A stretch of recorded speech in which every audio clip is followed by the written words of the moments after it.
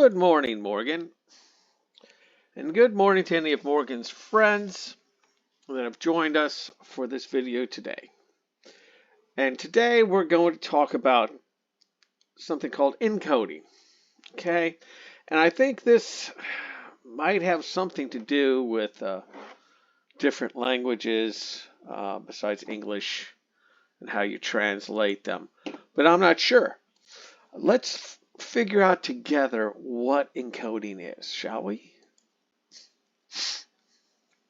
Any HTML or XML document is written in a specific encoding like ASCII or UTF-8. But when you load that document into Beautiful Soup, you'll discover it's been converted to Unicode. Unicode's been deprecated. All right, so this information is a little dated. Okay, chakra blue. Okay, so this is what goes in. Okay, and this little XC3, XA9, these are unique characters, okay, that they don't have anything on the keyboard to show them. Like, for instance, if we look at the output here, okay, because as we know, the yellow is what happens when we run this. All right, and that XC3 becomes this A, this capital A with this funny little Spanish wiggly thing on top of it. And then the XA9 becomes this C with a circle in it. Okay? All right. And the encode is the default encode, okay, for this.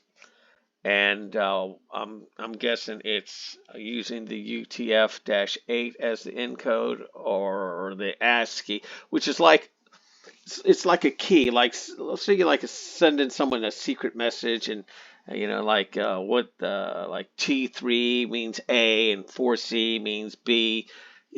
That's what this code is. This is how we convert the ones and zeros into different characters. Okay, and there are different key codes that will do that translation. Okay, so like F2 might mean something different in a different encode.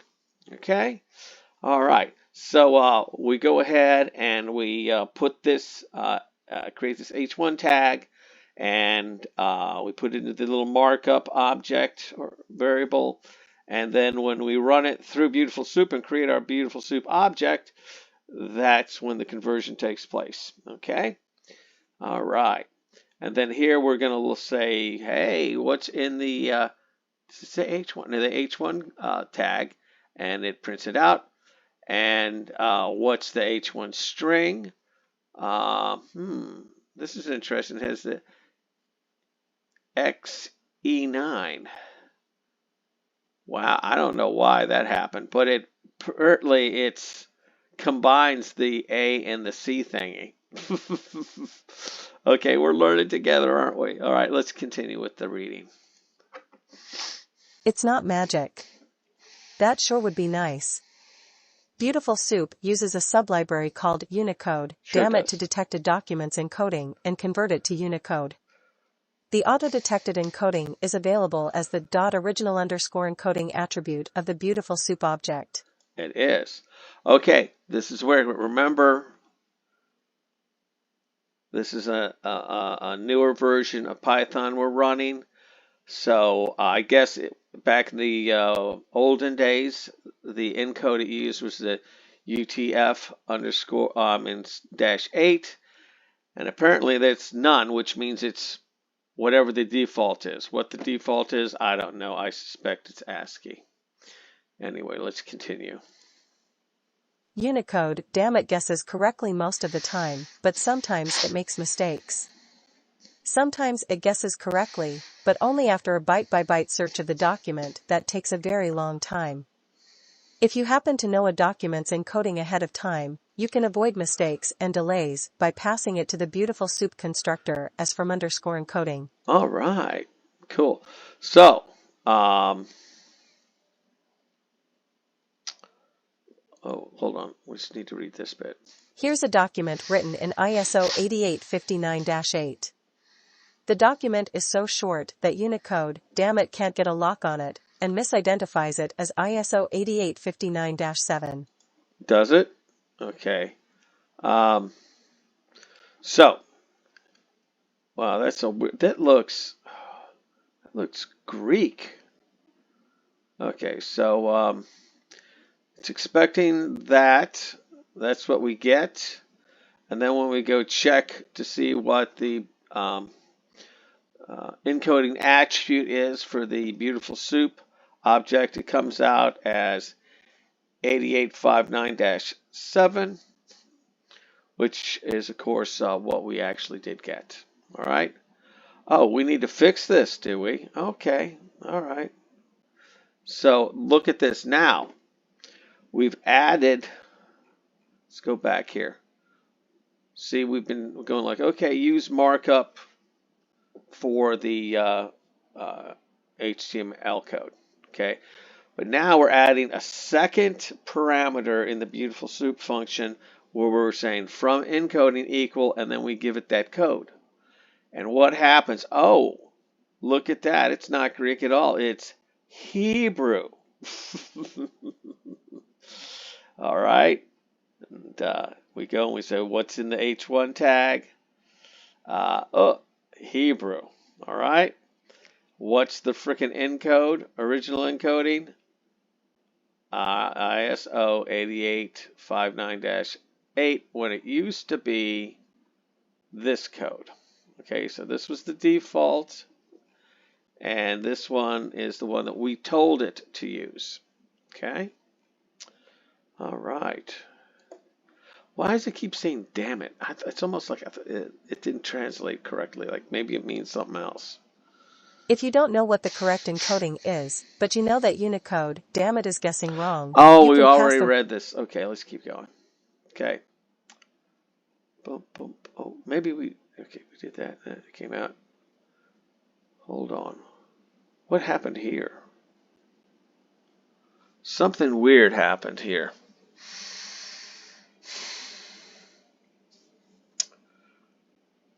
Because, oh, okay. So, that same code up here, because we changed it, now it becomes something else. It translates it to something else. And this is using the 1255. So the markup is the same, but it's converted to here. And oh, I know what it was. And when they wrote the document, they didn't frickin' change it. They left it as Hebrew. Okay?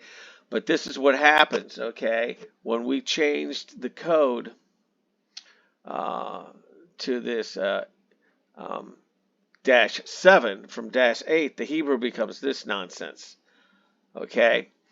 And then when we go to check the frickin' originating code, now it says it's Windows dash, or it just says it's expecting it to say Windows dash 1255, but that's not what we put in here, is it?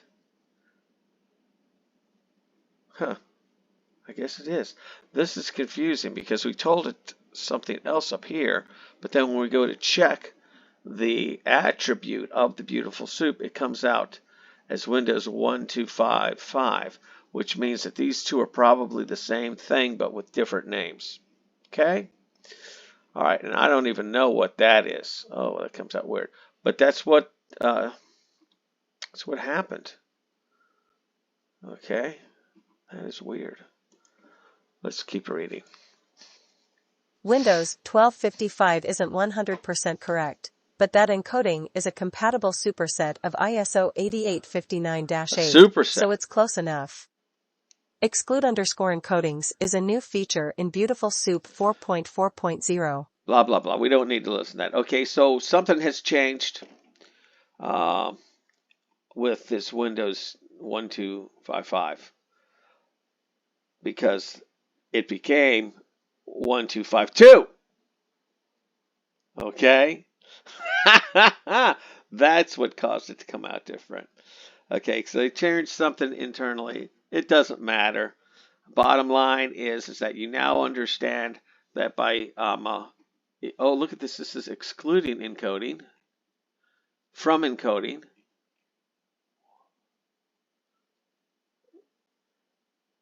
What does excluding code mean? Let's just reread this again because I'm not clear.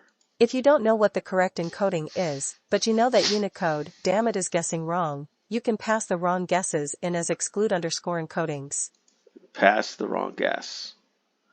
Okay, so I guess we're saying, is this it? But it knows that it's not. It's really the 1252. Okay, and in the old Python, it would have been the correct one would have been 1255. Okay, I hope that clears up. Anyway, the bottom line is you now know what an encode is and how you can override it in your Python code. And speaking of the code, let's go ahead and run off and take a look at the code. All right. And here we are in the code. All right. All right. I'm just going to keep you leaving this HTML stuff in here. And here's the code that we used. I took it out of the document and I made it work. Sometimes it takes a little tweaking because the old way, isn't compatible with the new compilers, and it throws an error. But for the most part, I didn't have to change much. But I did have to change something. Anyway, if you need the code, just leave a comment, and we'll figure out a way to get it to you. And with that, let's go ahead and take a look at the output. And here we're in the output. It's almost the way I want it to look, except it keeps, every time I create a beautiful soup object, I get this freaking crap. There's got to be a way to turn this message off, because this is a system generated message, and there's got to be a way to turn it off. But I don't know how to do that. Okay, and maybe we'll figure out how to do that together. Something tells me that before this series is over, we're going to figure out together how to turn those internal messages off. Okay, and with that, today's video is done. So you guys go out and play. Try not to get into too much trouble, and we'll see you in the next video.